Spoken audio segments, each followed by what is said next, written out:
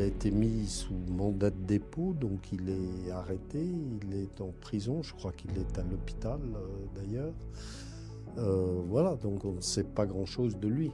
C'était d'abord, je crois, à la prison de Koléa, qui est à l'ouest d'Alger et qui est relativement moderne comme prison. Et puis là, je comprends qu'il aurait été transféré à El Arach, qui est une vieille prison que j'avais visitée du reste, qui est une prison beaucoup plus ancienne. La double nationalité, les amis, ça vous sert pas à grand-chose. Donc, voyez bien que la France ne peut rien contre vous.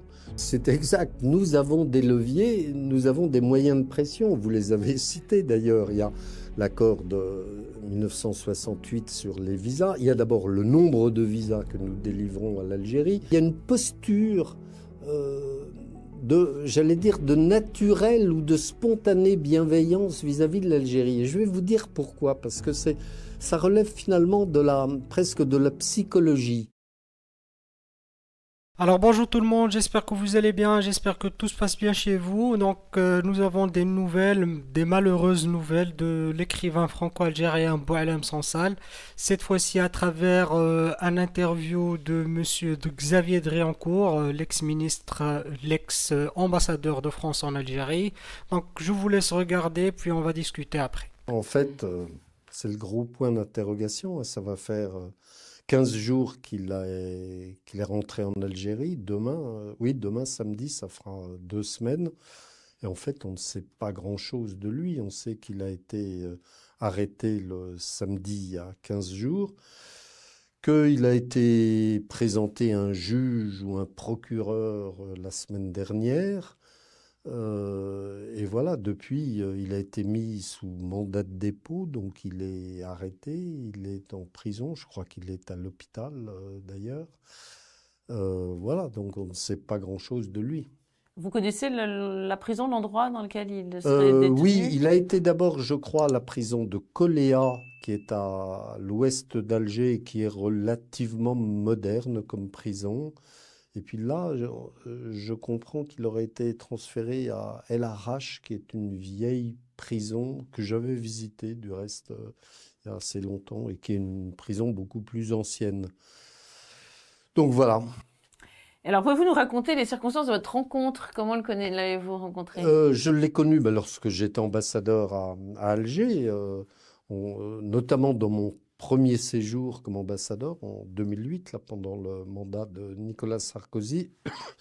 Et une des caractéristiques d'Alger ou de l'ambassade à Alger, c'est que l'ambassade de France, la résidence de l'ambassadeur, qui est celle où le général de Gaulle a habité pendant la Seconde Guerre mondiale, de fin 42 à 44, c'est un peu un lieu non pas de liberté intellectuelle, mais si de liberté intellectuelle, parce que on peut recevoir des écrivains, des artistes, des cinéastes, des journalistes qui sont en général en confiance et qui viennent volontiers discuter, échanger et rencontrer des Français de passage, des politiques français de passage. Boualem Sansal, comme Kamel Daoud, comme d'autres, avaient été invités, par exemple, lorsque le président de la République est venu à Alger dans son premier mandat de président de la République. Donc, Boualem Sansal et Kamel Daoud avaient été invités avec d'autres à rencontrer Emmanuel Macron. Donc, c'est dans ces circonstances que vous l'avez rencontré. Et puis, oui, et puis on s'est vu à de nombreuses reprises. On se voyait à chaque fois qu'il venait en France. À Paris ou autre. Donc on est resté en contact parce que c'est quelqu'un qui est chaleureux, qui est gentil, qui s'est témoigné sur l'Algérie, sur la France, sur les dangers de l'islam et de l'islamisme en France. Donc voilà, il a un discours très, très fort. Alors, beaucoup de nos lecteurs se posent la question, ils me l'ont posé du reste, donc je me permets de m'en faire l'écho. Pourquoi est-il rentré en Algérie? Est-ce qu'il n'a pas senti, au vu du régime en place là-bas, qu'il y avait un danger pour lui? Alors, Boualem Sansal habite ou habitait de manière régulière en Algérie. Il habite Boumerdès, qui est une ville à 40 km à l'est d'Alger, une ville assez sinistre du reste, qui est l'ancien Rocher Noir.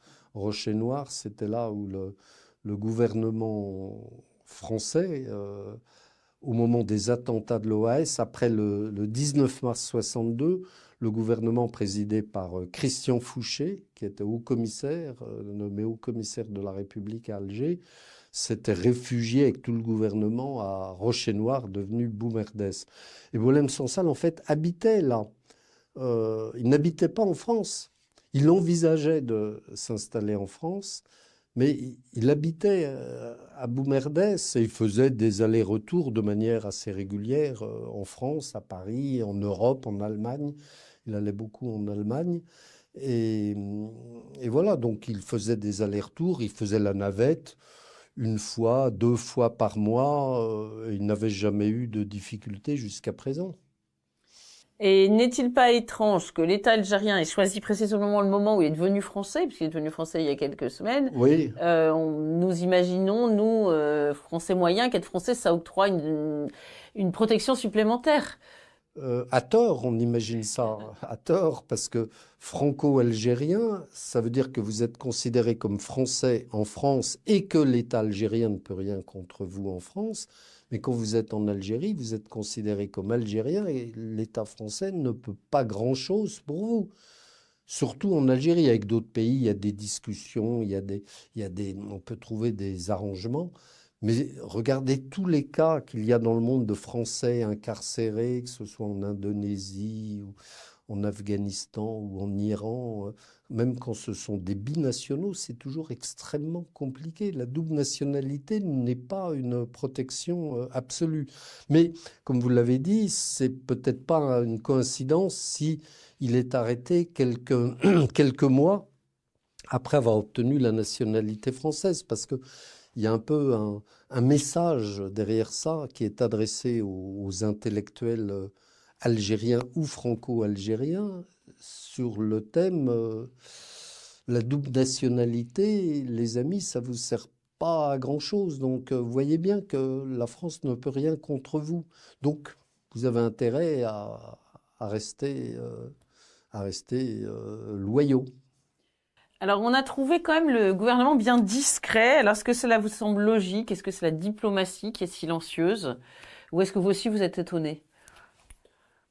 Non, dans des affaires comme ça, et surtout avec l'Algérie, c'est très, très, très compliqué. Je dis souvent à des gens qui m'interrogent, vous n'imaginez pas la difficulté d'être ambassadeur ou d'être diplomate, et a fortiori ambassadeur de France en Algérie. Vous ne pouvez pas, vous n'avez pas accès à beaucoup de monde parce que ils se protègent, les autorités algériennes se referment, refusent de vous prendre au téléphone.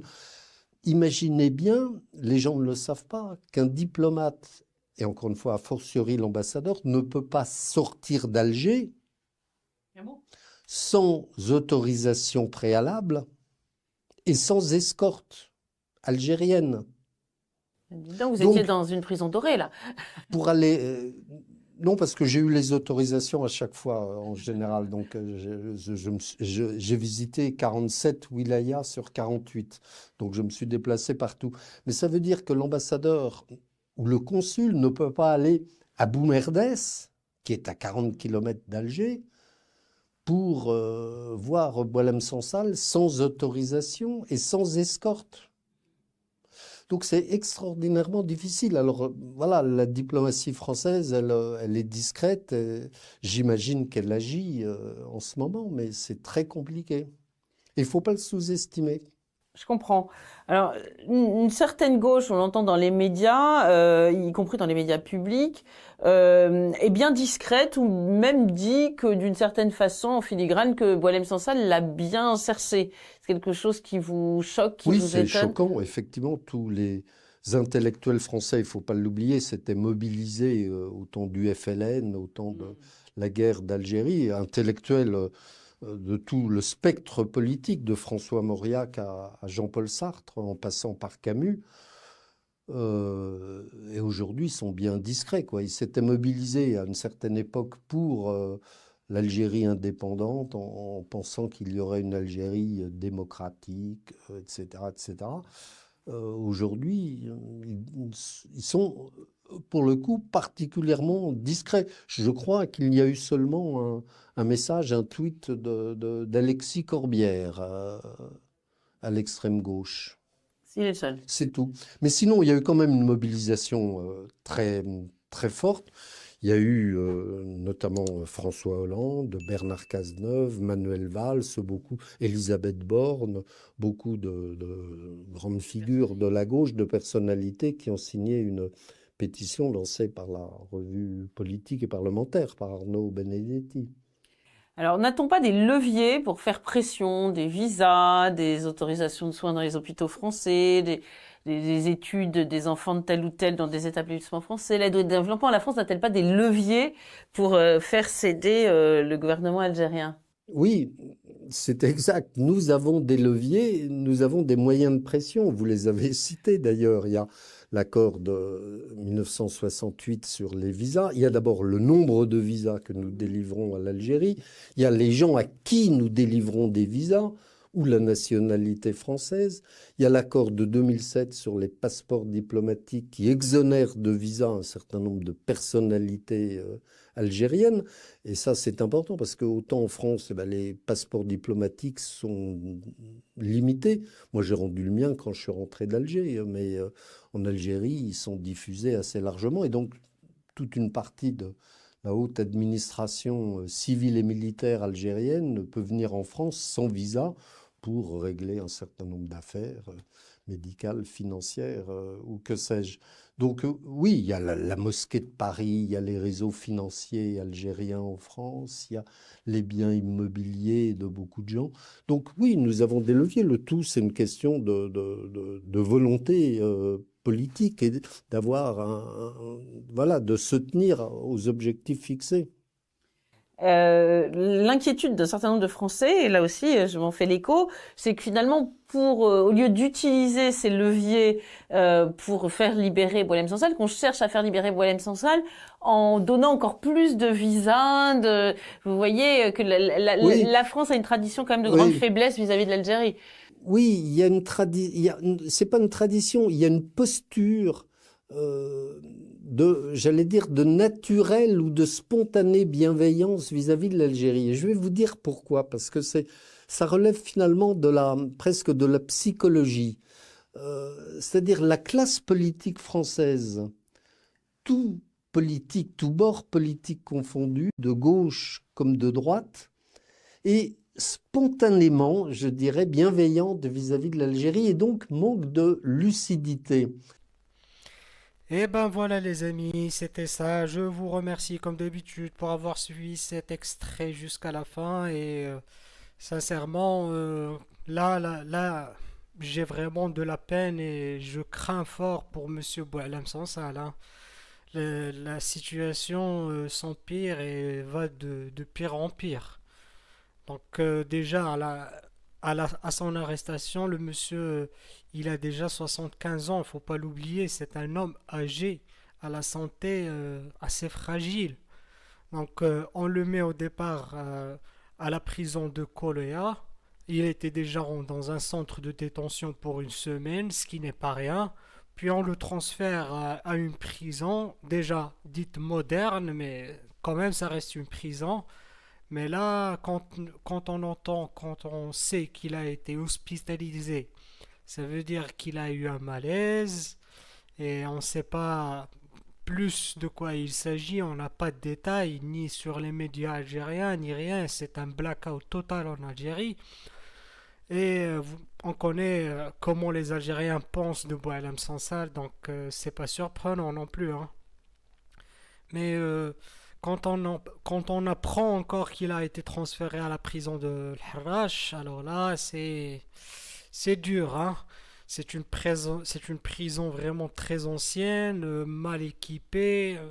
C'est des conditions vraiment très dures pour les Algériens qui vivent en Algérie déjà, mais voire pour un homme âgé et un homme vraiment qui on connaît tous Boualem Sansal, c'est une personne d'une douceur et c'est une personne physiquement fragile, on le voit dans son visage, dans son corps. Donc ça m'inquiète, moi, de mon côté, c'est inquiétant et c'est vraiment pas juste de voir un écrivain de son talent, qu'on soit d'accord ou pas d'accord avec ses thèses, mettre une personne en prison pour des paroles ou pour des écrits ou pour une opinion, c'est vraiment très préjudiciable et c'est condamnable. Donc voilà, c'était ça les nouvelles malheureuses et espérons que la France puisse jouer de sa puissance et utiliser ces leviers dont nous parle M. Xavier Dréancourt de façon vraiment adéquate et concrète.